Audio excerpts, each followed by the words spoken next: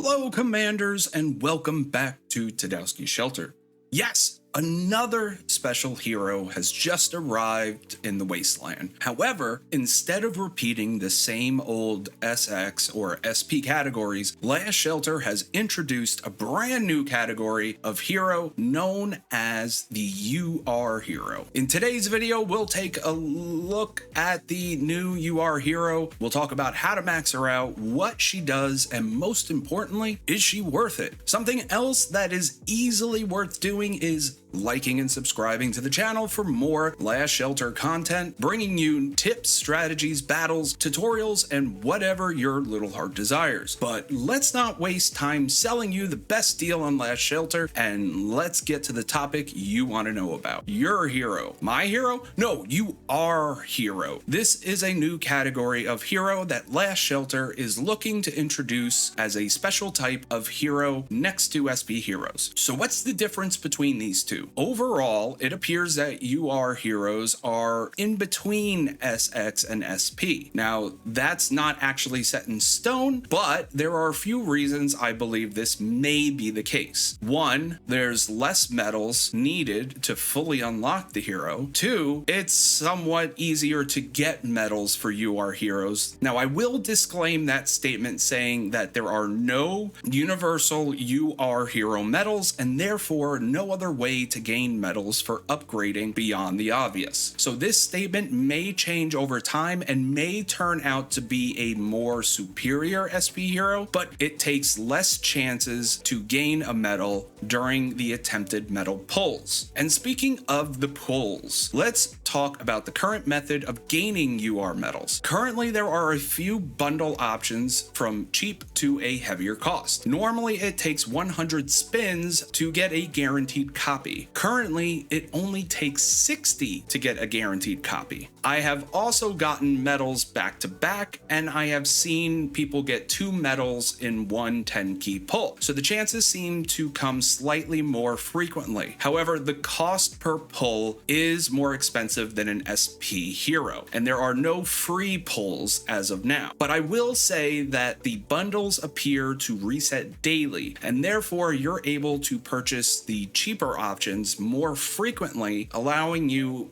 a better chance of maxing out your UR hero at a lower cost. Now, things will most likely change over time, but for now, this seems to be the case. So how many medals do we need to fully unlock a UR hero? As of now, it appears the amount of medals needed to fully unlock the latest UR hero is going to be 20 plus 1. The way that this is broken down is very similar to SP heroes, but with less medals needed. The last 4 skills will all require copies to unlock and will require extra copies as you level up each skill. Currently, the Awaken skill and the Buff skill, which are skills 6 and 7, continue the SP trend of being the cheapest. These will cost you 3 medals each. This makes for 6 needed medals to fully unlock skills 6 and 7. The second battle skill, or skill 5, will require 6 medals total. It will ask for another copy every other level up, and then the 9th level will ask you for 2 copies. The last battle skill, much like SP, will be the most expensive skill to fully unlock. This will require 8 medals to fully unlock. The 7th level will require 2 medals, and the 9th will require 3, making a total of 8 UR medals needed to fully get to level 10. The plus 1 is always going to refer to the first time you recruit the hero. So let's take a look at this amazing chart made by fellow creator 24E Gaming, who makes a lot of the charts many players use throughout the game to get a better look at how and where you will need medals. Long story short, this means that to fully unlock the new UR hero, you will need a total of 21 recruitments. But we've droned on and on about UR heroes in general at the current moment. But what does this have to do with the hero that was just released? And is she worth it, or should you wait? Or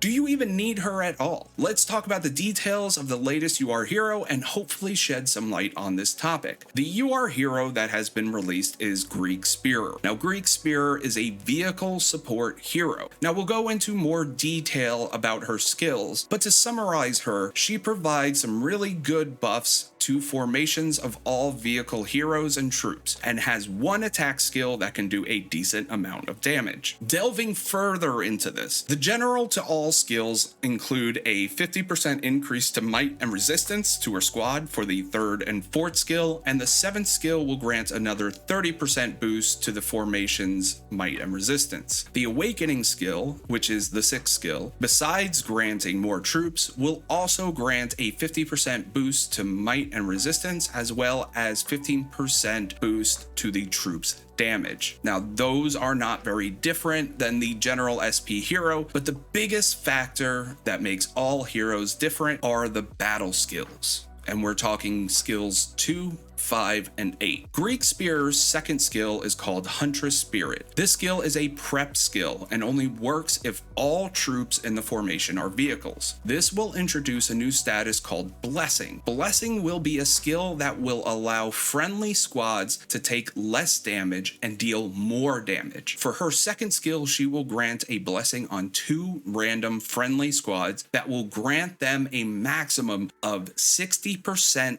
less damage taken and a 40% increase in the damage given. This is already a pretty massive buff to give to your skills, and this is her lowest battle skill. To compare, this skill is going to look similar to certain skills of Wasteland Outlaw and Lone Roamer, just to name a few. Her 5th skill is called Delphi Guardian Protocol. The max level of this combat skill allows the friendly squad with the lowest troop power to restore 80% of its troop power every round. And this is a great healing skill, but it also allows the blessing effect to be given to all of your squads between round 4 to 6. And this will remain in effect for the rest of the battle, which will increase the damage they deal by 40%. But this skill also goes on to state that in the first 3 rounds of battle, all squads take 50% less damage. So there is a lot of positive stuff about this skill. It adds on to the 2nd skill and allows for your formation to start increasing their hits as the battle continues. It also replenishes lost troops to help your squad last longer, especially if they're outmatched. The huge drawback to this skill is that it is a combat skill, which means that Greek Spear can lose this skill if she is silenced or suppressed. The last skill is Wrath of Olympus, which is Greek Spear's only damage dealing skill. This is a prep skill and states that when a hero is in the front row, it deals 600% damage to 2 random enemy squads each round and debuffs each squad attacked by this skill by letting them deal 20% less damage for 4 rounds. It also goes on to say for every odd number round, there is a 50% chance to increase the damage taken by all enemy squads by 20%. This will last for 4 rounds, which is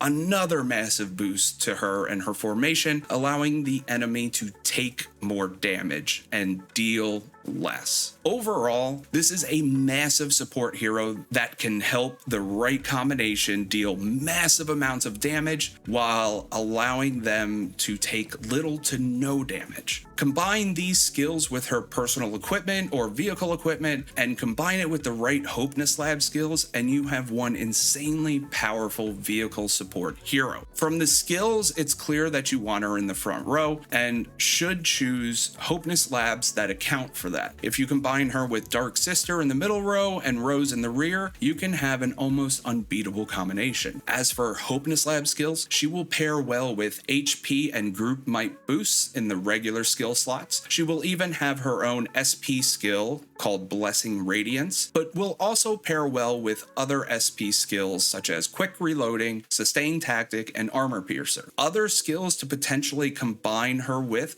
would be things like Preemptive Strike, Efficient Treatment, and Defensive Attack. Now, there may be others, so always keep an open mind when it comes to combining skills with heroes, and remember that most SP skills cannot combine the same skills, meaning 2 heroes cannot have Armor Piercer in the same formation, or 2 heroes cannot have Sustained Tactic in the same formation. Is Greek Spear worth it? If you want to maintain your top dog position, yes.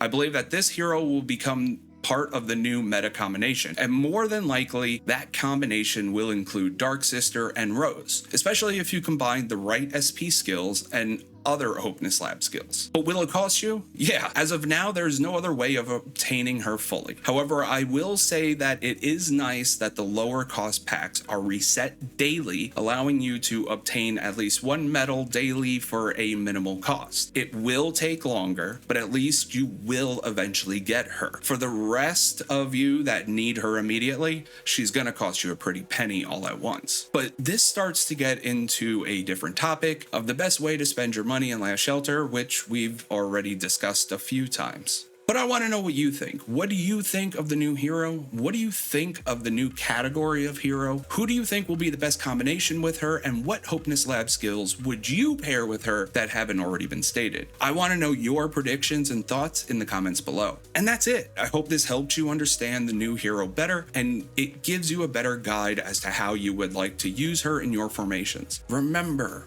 please leave a like and subscribe to the channel for more LSS content, and if it helps you out. Remember, share the information, help each other out, but most importantly, be safe out there.